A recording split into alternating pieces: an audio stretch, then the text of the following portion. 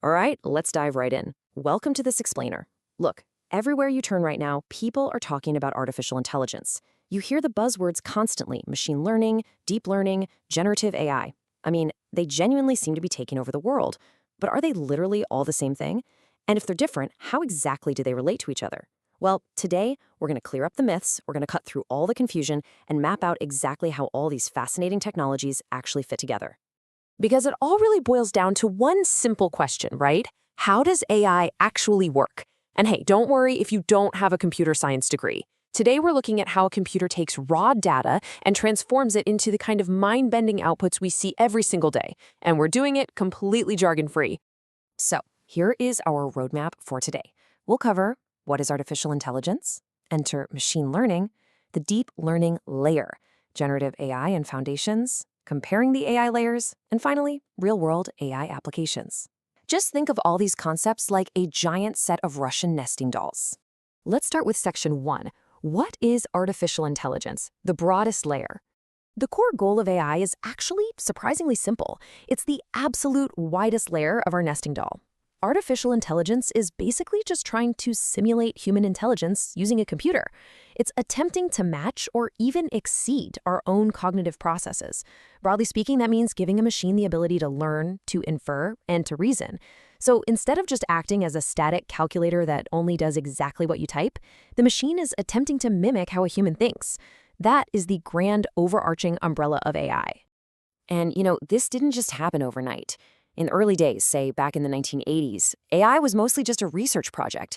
People were building these early expert systems using older programming languages like Lisp. Adoption was incredibly slow. Most people, frankly, didn't even know it existed. Then, in the 2010s, we saw a massive surge in the popularity of machine learning and deep learning. But today, with the arrival of generative AI, the adoption curve hasn't just gone up, it has literally gone straight to the moon. It's an exponential jump, and now it is everywhere. Which brings us to section 2. Enter machine learning and discovering patterns. Let's crack open that outermost doll. Machine learning is exactly what its name implies. The machine is actually learning. Instead of a human manually programming every single rule, we feed the computer lots of information, which we call training data, and it just observes. Imagine I show you a sequence of repeating shapes, or even thousands of photos of cats and dogs. You look at them, you discover the patterns, like the sequence or the shape of the ears and fur, and when I ask you what comes next, you confidently predict it. A machine learning algorithm does exactly this. It is absolutely brilliant at looking at data, discovering patterns, and using those patterns to make highly confident predictions. And the more training data you give it, the better it gets. Now, because machine learning is so good at predicting what should come next, it is also incredibly gifted at spotting when something is completely off. We call this spotting outliers. If a pattern is suddenly broken, the algorithm immediately flags it as an anomaly. This is massively useful in the real world. For example, in cybersecurity, professionals use ML to flag users who are suddenly acting unusually on a network. It's essentially looking for that break in the sequence. Moving on to section 3, the deep learning layer, simulating the brain. Peeling back another layer of our doll, deep learning is a specialized, highly advanced subset of machine learning. It uses things called neural networks. These are multiple, deep layers inside a computer system that are designed to essentially simulate and mimic the way the human brain works, at least as far as we understand it. Because there are so many deep, complex layers processing this information, the outputs can actually be a little bit unpredictable. Just like the human brain, you put certain things in and you don't always get the exact same thing out. It can be kind of hard to completely decompose and figure out exactly why the network made the decision it did. But honestly, this incredible complexity is exactly what paved the way for our modern era. All right, section 4, generative AI and foundations, the modern explosion. We are now right at the center of our nested dolls. To understand generative AI, you really need to know a term called foundation models. A foundation model, like a large language model, is a system that analyzes an absolutely vast amount of data so it can model it and make incredibly large predictions.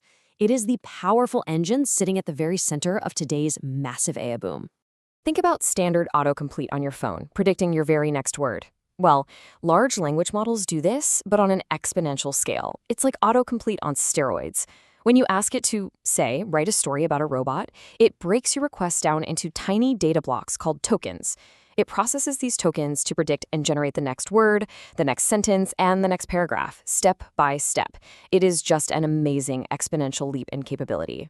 We call these technologies generative because they generate entirely new content. Now, some critics argue that generative AI isn't really creating anything genuinely new, that it's kind of just regurgitating old information. But think of it like music, right? Every musical note has already been invented. Every new song is just a recombination, a new permutation of notes that already exist, just put in a different order. But we still call it a new song. Generative AI works exactly the same way. By recombining what it has learned from huge amounts of data, genuinely new content is actually being generated out of these models. Okay, Section 5, comparing the AI layers, seeing the differences. Let's put it all together to make sure it's crystal clear. Artificial intelligence is the broad umbrella. Inside that, machine learning learns patterns from data to make predictions or spot outliers.